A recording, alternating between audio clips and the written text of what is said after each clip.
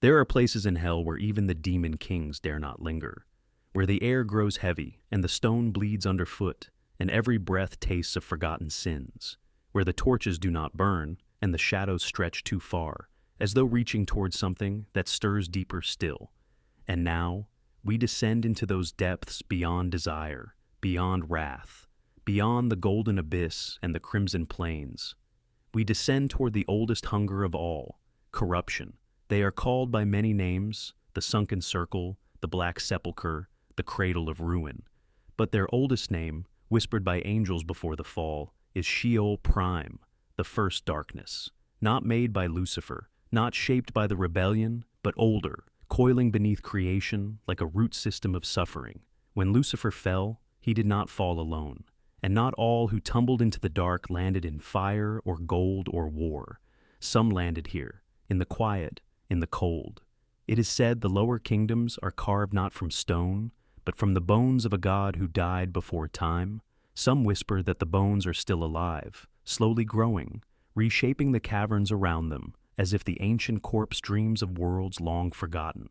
And from this corpse, 3 rulers rose, not crowned by Lucifer, not appointed by infernal law, but crowned by the darkness itself. In the scriptures of men, Belial is called the without value, the worthless one, the corrupter of thrones. But these names barely scratch the surface of what he truly is. Imagine a cavern so vast that sound dies before reaching the far cliffs, an expanse where pillars of calcified bone rise like petrified trees, their roots stretching into bottomless pits. A place where the light bends, refusing to touch the central throne. This is Belial's hall. Belial's body is a contradiction. Tall, lean, draped in shadows like wet silk. His skin has the pale translucence of a drowned corpse, yet his movements flicker like firelight. Horned like a ram, crowned with broken halos, his face is beautiful in the way that a dying star is beautiful, radiant, sorrowful, and terrifying. Belial speaks softly. He doesn't shout or roar or thrash like Satan. His power lies in the whisper, the pause, the gentle twist that cracks a soul wide open. He is the demon of sedition, the quiet architect of collapse, a being who slips into kingdoms like rot beneath paint, like mold beneath marble. To meet Belial is to feel something inside you loosen, a conviction, a belief, a loyalty, slipping away like sand through open fingers. Belial does not break the world, he convinces it to break itself.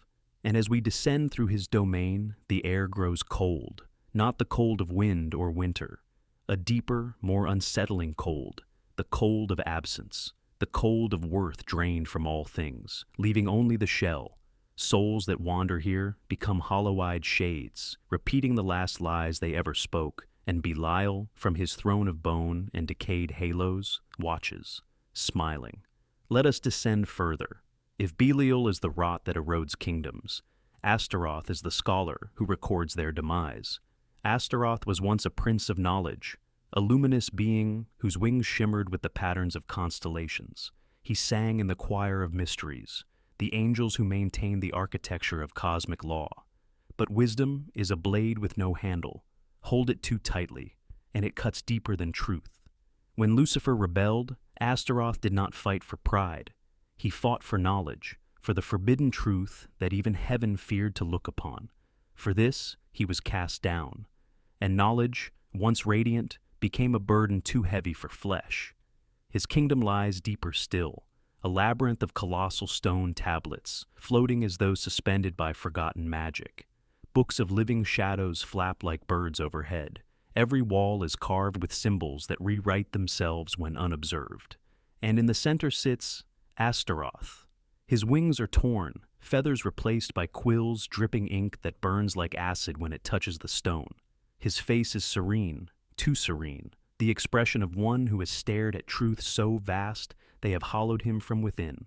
A serpent coils around his arm, the seraph serpent, once his companion in heaven, now his keeper in hell. Its eyes glow with the cold intelligence of a beast that remembers the light but chooses the dark. Astaroth's voice is slow, calm, measured. Like a judge giving a sentence, he speaks not to deceive, but to reveal, and every revelation cuts deeper than any blade. Souls brought before him beg for lies, anything but the truth of what they once were, what they could have been, what they chose to become. For Astaroth's dominion is not pain, it is clarity, and clarity in hell is the sharpest torture of all. And now, deeper still. Before we reach the final throne, we must pass the pit, not a prison, not a battlefield, a womb. The pit of serpents is the birthplace of infernal beasts, creatures shaped from raw hatred, envy, and despair.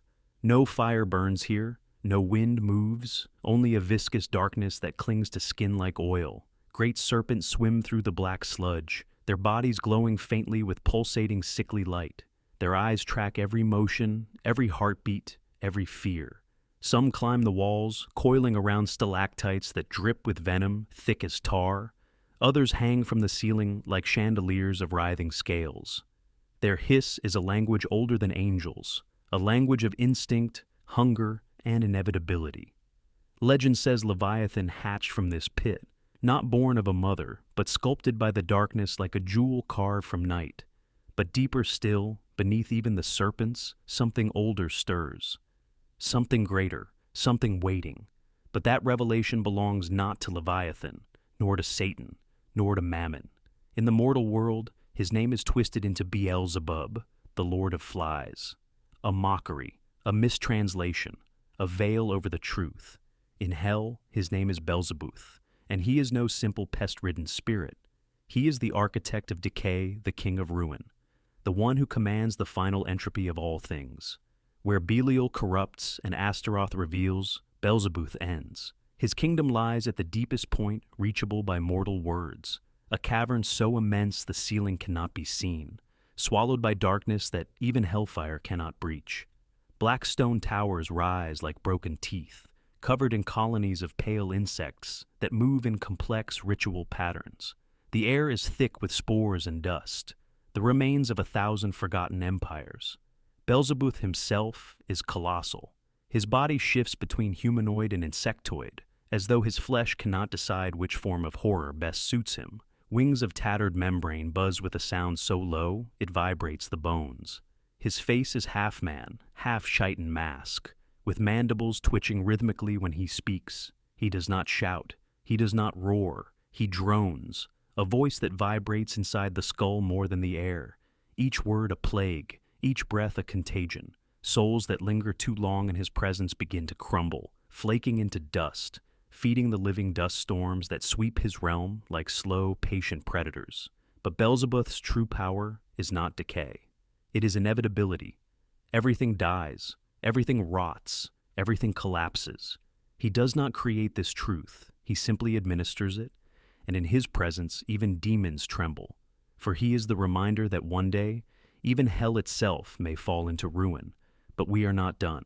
At the very deepest point of hell, beneath Belial's whispering caverns, beneath Astaroth's shifting library, beneath Beelzebub's rotting empire, there is a rift, a tear in creation, a chasm so profound that light does not merely fail to reach it, it flees. This is the throne of the pit, the place where Lucifer himself withdraws when even he grows weary of his own kingdom. Here the walls pulse like living flesh, the rivers run thick with shadow, and the air is so still that every footstep echoes for miles. It is said Lucifer does not sit upon a throne at all, but upon a fragment of the original heavens, a cracked, flaming shard of the very light he once commanded. His wings, half feather, half fire, wrap around him like a cocoon. Sometimes he appears as the radiant angel he once was, sometimes as the monstrous dragon described in the Apocalypse. But always, always he is beautiful. Beautiful in the way storms are beautiful, in the way endings are beautiful.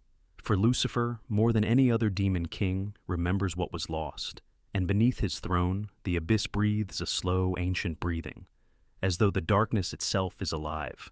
Some say the abyss is merely hell's deepest womb. Others say it is a mouth, waiting to devour creation, and some whisper that it is not a mouth, but a door to a fourth kingdom, yet unseen, a kingdom whose king has not awakened, a king older than Lucifer, older than the rebellion, older than the light. But that is a tale for another descent. And now, our journey ends. The serpents coil back into the dark.